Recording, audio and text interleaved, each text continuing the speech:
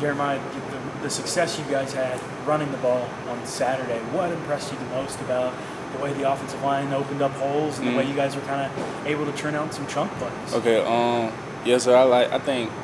I really just want to be big on the energy that the O-line had, like just being on the sideline with those guys and hyping them up. And with being Bayshore down, some of the captains can feel a little down, you know what I'm saying, about who's gonna step up or whatever. So I just wanted to reassure the O-line and and let them know, like, hey, I'm with y'all, like, let's go, like let's do this thing. So once I got on the same page with them, it was just up from there. Coach Davis was talking about the offensive line's mentality and how big that is. Can you tell when you're running behind them? Absolutely. You know that they're in the zone? Absolutely, yeah. There's some dogs. Like whenever they get going and they get going, like they love talking back and forth, communicating a lot. I communicate with them a lot whenever somebody make a pancake block or a good block, and we get a good yardage run on that. So the energy be real high with those guys.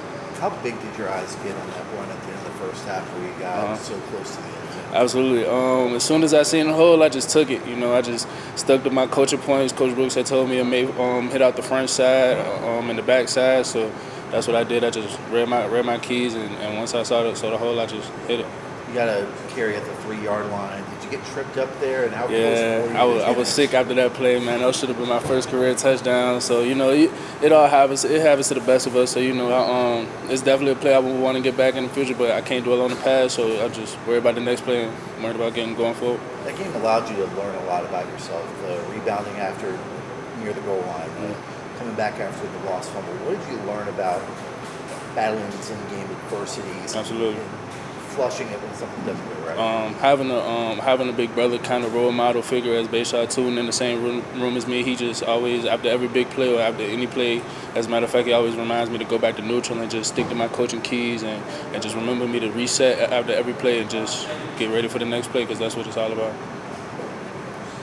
As you mentioned Bayshore, if you want to expand on him a little bit more, what has he been like for you? Obviously, we all see how talented he is day in and day out. But what is that like, just kind of learning from him and watching how he operates on a day-to-day basis? Absolutely. I've been fortunate enough to actually have Bayshore around at this time of my career, you know, because having a vet like that at running back, just being on the side skirts and watching how he prepares for games and pre-game and post-games and how he takes care of his body and how he just goes about his work. You know, you really want that kind of a guy in your room so you can kind of feed off that and add things that he does to your game, and you know, it all falls in place. I love it. When Coach Brooks talks about it too, it's like, man, he does some stuff that nobody else absolutely can do. Exactly. He does some mind blowing, game changing things, you know, and that's what I just love. That's the part of his game that I really love the most, and kind of try to kind of like shadow that.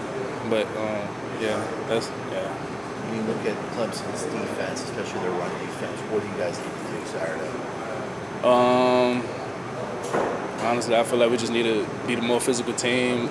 We got to go into every game looking at that, not just Clemson. And like we need to look at that, look at every team. Go be the more physical team against every team. You know, going into the postseason. So that's how I feel about that. Malachi said yesterday, kind of reminded him of the Stanford defense, how physical they were. You guys were able to run for nearly 100 yards in the first half. Absolutely. Is that the type of mentality you have to take? Yes, absolutely. Just going into this college football, it's a different level. You know, everybody's good, everybody's physical, everybody has eye energy and the energy to be up during the game. So you want to be the more physical team out there and just get on edges and do what you got to do to get the job done. We obviously see Bayshore have success this year, and you and Malachi both played really, really well on Saturday.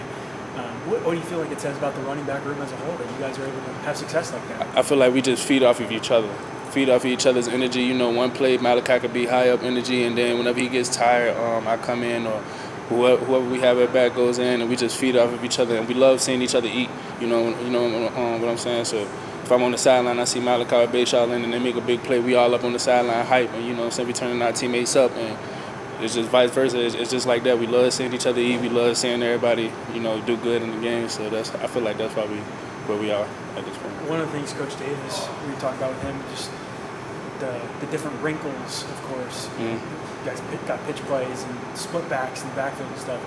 As a player, how easy is that stuff to kind of process and how fun is that when you guys are kind of throwing in different wrinkles that catch people off guard? It's all about how you prepare. During the week before the game, it's all about getting into your installs and paying attention to meetings and listening to how the coach explains, executing the plays in the meetings, and just really being on top of that and studying over your plays, watching film. It really all comes down to building your football IQ every day.